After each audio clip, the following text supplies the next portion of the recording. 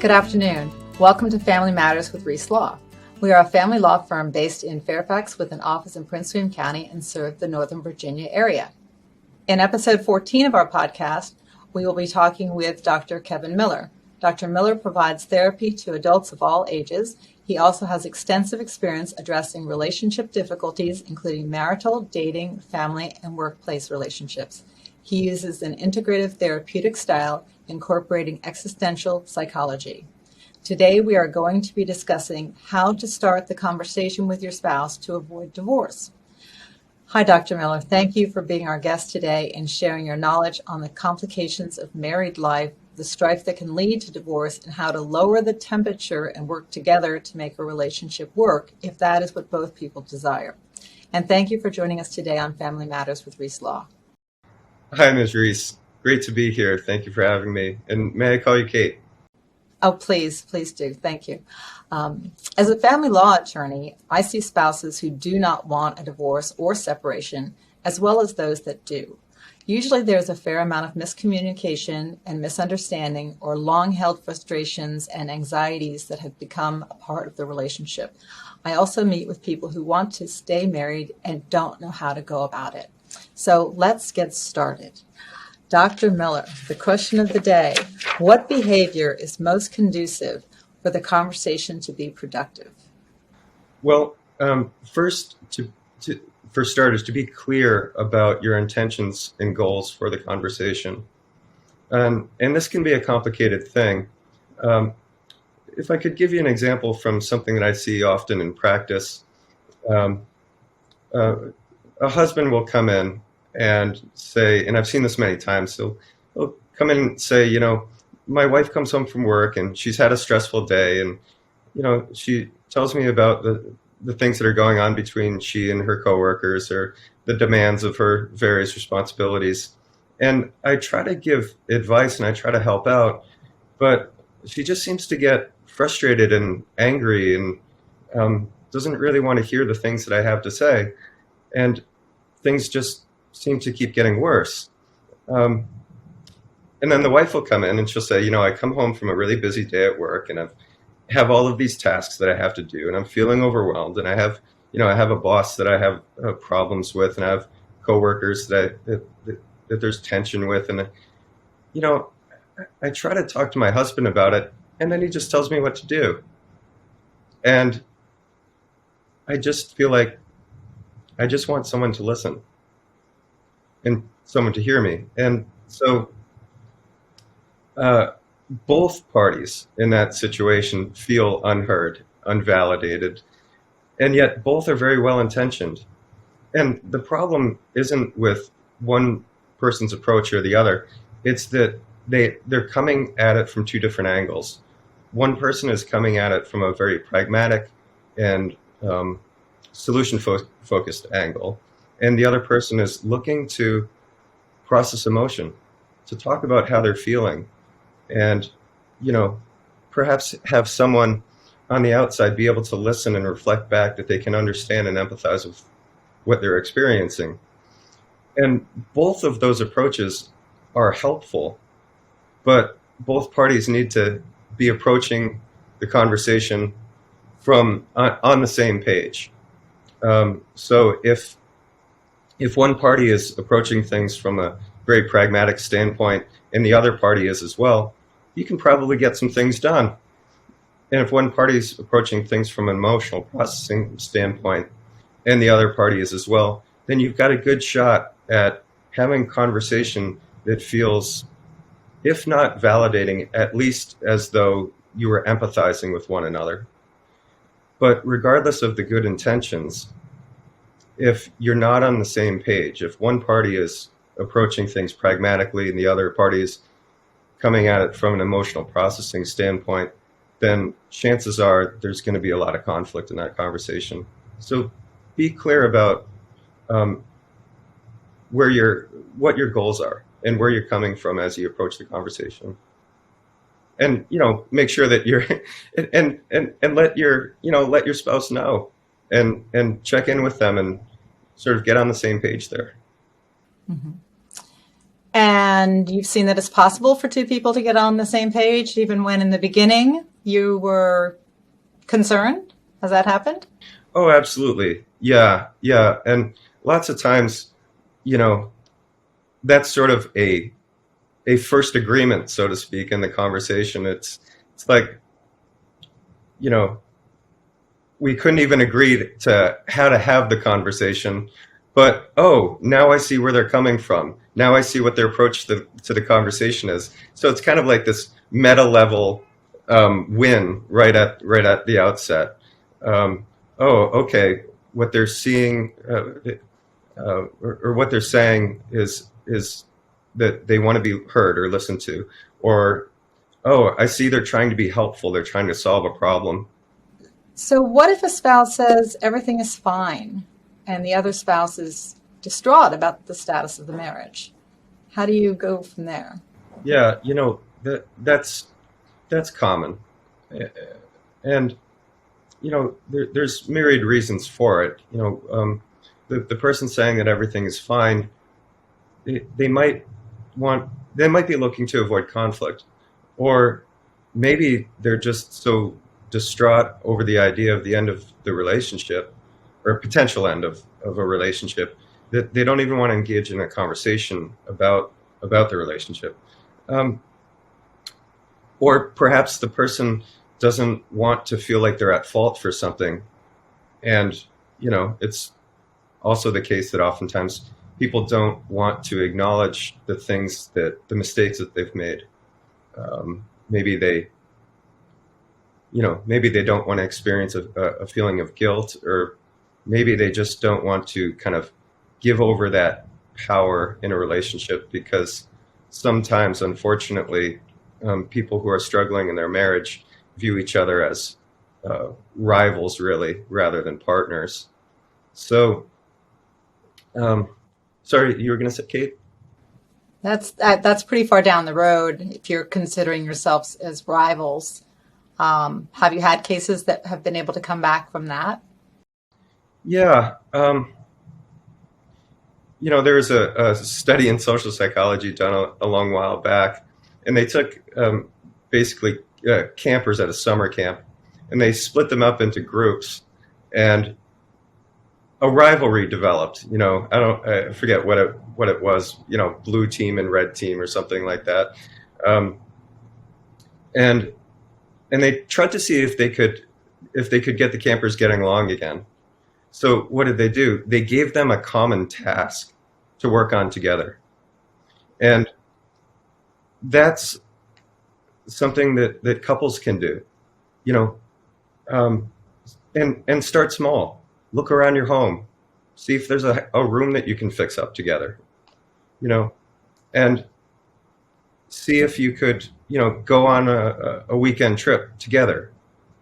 And if that's too much, you could even look at talking about divorce as something that you're working on together, that you're not rivals, that you have a common, if not common goals, at least common projects to engage in. And that can bring people together. Yes. I often remind them that if nothing else, you got three great children out of this relationship, and the other party had a lot to do with that happening, to kind of bring it back to home for them. But I will say I do know one person who used a strategy consistent with what you were saying that was brilliant. She had two or three horses and was avid horseback rider, and she did competitions and whatnot. And she realized that the last child was leaving the nest in 6 months. And so she thought, what are we going to do? She sold all the horses. They bought a beach house that needed work. Oh, really? Yeah. Yep. I, Yep. I, I bet fixing up that beach house and making it a pleasant place to stay was really helpful for them. They are going to be 41 years next year. Oh, wow. Yeah. Yeah. So, but I thought it was brilliant on her part to recognize it and see the deficits in the relationship and figure out a way to fix them. And she does computer stuff. She doesn't do mental health. She doesn't do law. She's just a smart woman. So Yeah. anyway, So addressing the mutual and co-created nature of the relationship can be helpful in your line of work, correct? Absolutely. That's a really important point. I'm glad that you mentioned that. I think that in a marriage, there's really three entities. There's self, there's other, and then there's the relationship. It's kind of like there's really a marriage triad. And if one person is saying, everything's fine, and the other person is saying it's not fine, um, a way to kind of get through to that person who's saying everything's fine would be to say, well, you know, there's you, there's me, and then there's our relationship. And that's, if it's co-created, then if one person feels it's not fine, then how could it really be fine for you as well?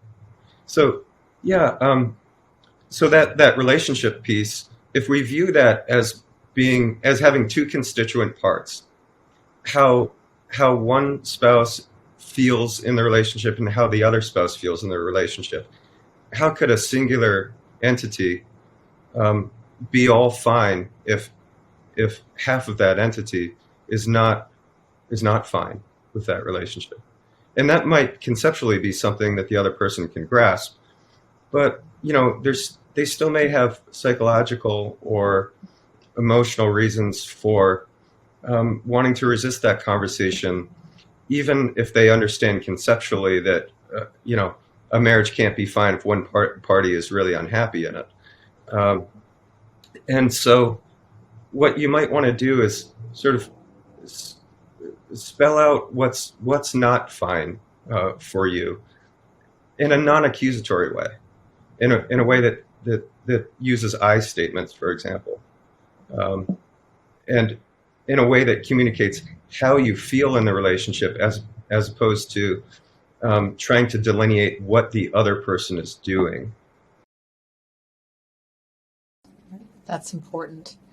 So if the conversation goes well, is the recommendation usually to do some marriage counseling or financial counseling? I understand that, well, from my perspective, finances cause hell and havoc in a relationship. It seems as though a spender always has to marry a saver. And there's your conflict right there. But that's who they were the day they got married, too. But what would be the next step if the conversation went well from your side of the fence? Yeah. First, Kate, I'd say that that's what you just shared is that it's very similar to the data that I've seen, which suggests that the factor that's most conducive to divorce is when there's conflict around finances. So that's what I've seen as well. But to your question about what if the conversation goes well, I would say strike while the iron is hot. Keep your goals in mind. If the goal is to stay together, you might want to reach out to a marital therapist. And particularly if it's been a resistant spouse who's sort of coming around to seeing that there's problems in the relationship, or coming around to the idea that marital therapy might be helpful, or simply coming around to the idea that you've got a different perspective than their own, they might in that moment be willing to engage in, again, a collaborative and mutual effort like marital therapy. And marital therapy is a collaborative and mutual effort. So it doesn't mean that there aren't going to be bumps in the road. Really, improvement in marital therapy looks more like a good stock chart. It's choppy, but the best fit line is upward. So, expect that there will be bumps, but maintain the overall faith that if you've started off with a good collaborative conversation like that things can continue to get better. Do you ever discuss, I know it certainly comes up in my conversations, do you ever discuss with people the impact that their behavior may cause for their children, including if they stay together and it's hostile, or they split and it's hostile, or they split and it's pleasant, and everything else that can be in between there. Yeah, yeah. Sometimes, particularly in a high conflict divorce, the secondary consequences of how the parents are getting along can get lost. Get lost in the heat of the moment, or in anger, or towards the other spouse, or resentment, and how the relationship is unfolded.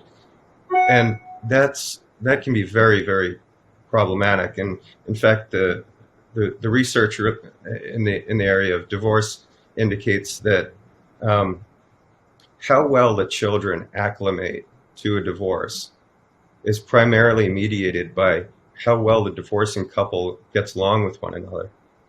So in order to mitigate the detrimental impact, the potential detrimental impact on children, the most important thing to do is to be collaborative and cooperative and civil with one another, even if you don't feel like it. Right.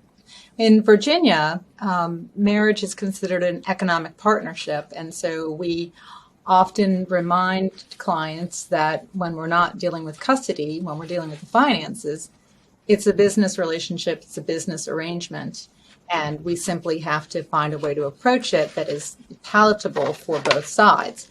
And it's cold to call it that, but that is how it's viewed by the courts. And it is also quite realistic if children are not in play, because these people may not ever need to see each other again. And it's just getting through, getting done, knowing that there's a plan, and that helps quite a lot.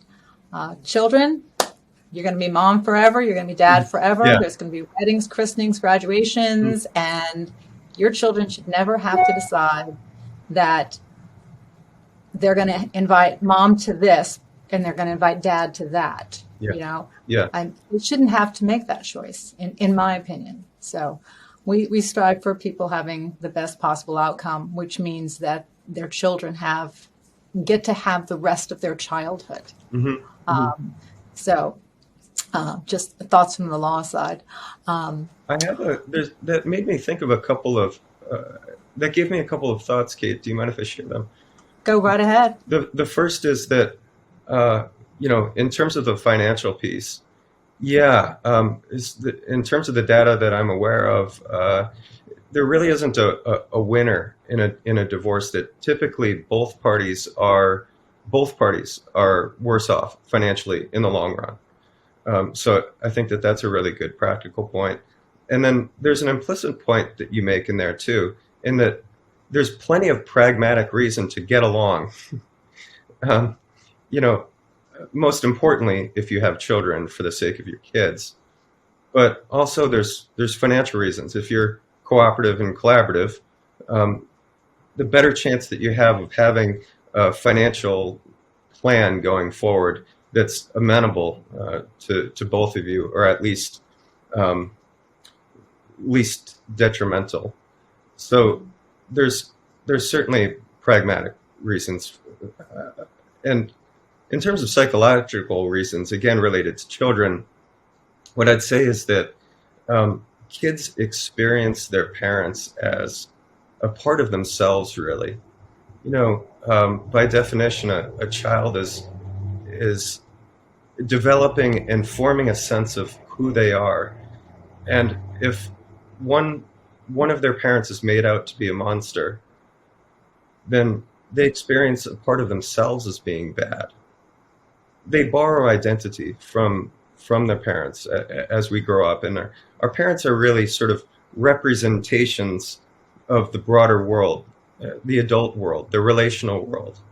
And a lot of conflict conveys some very counterproductive things for kids. What you're hoping is that your kids have a representation of adults as people who can work together, and as relationships as being something that can be, if not satisfying, at least, gone about in a cooperative manner. And again, the best case scenario is for a child to be able to, internalize that part of themselves that they see in mom and that they see in dad as being good, so that they can experience themselves as good.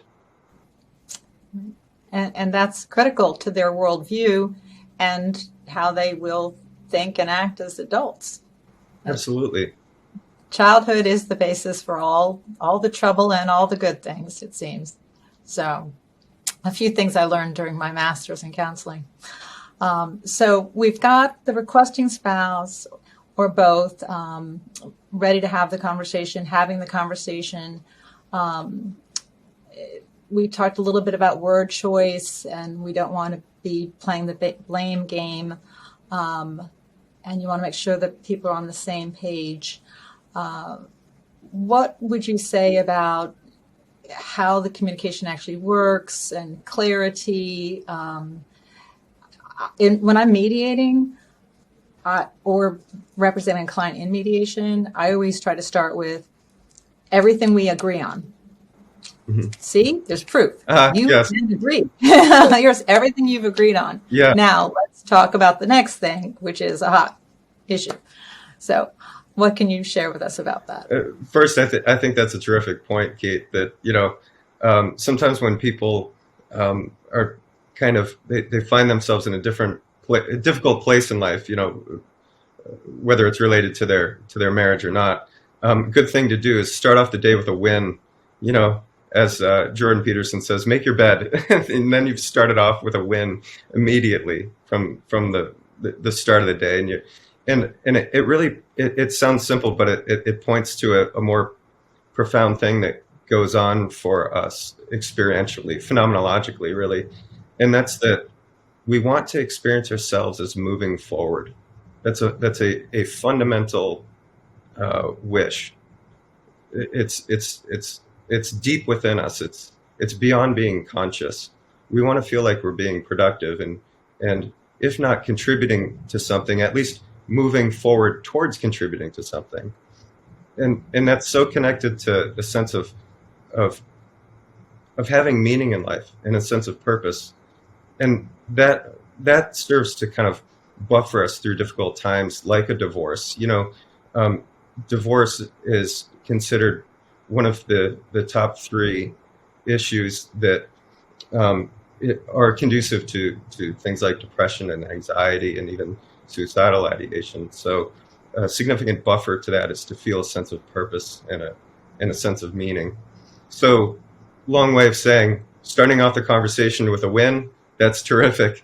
And again, at that meta level, what you're saying is we might be having a really hard time in our marriage, but we're at least on the same page about with regard to this conversation. We can come together about something. Right.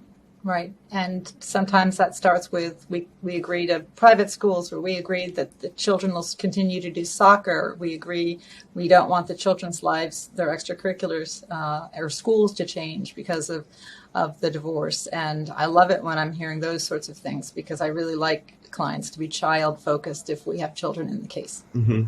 Sure. They are technically not anybody's client, but how are they not the most important here? I mean, how would you feel if your child was in distress and suffering because of behaviors that you contributed to? Yes. So yes. Not all people will take ownership that they contributed to anything, but sometimes the reality speaks for itself. So, well, I thank you for joining us today.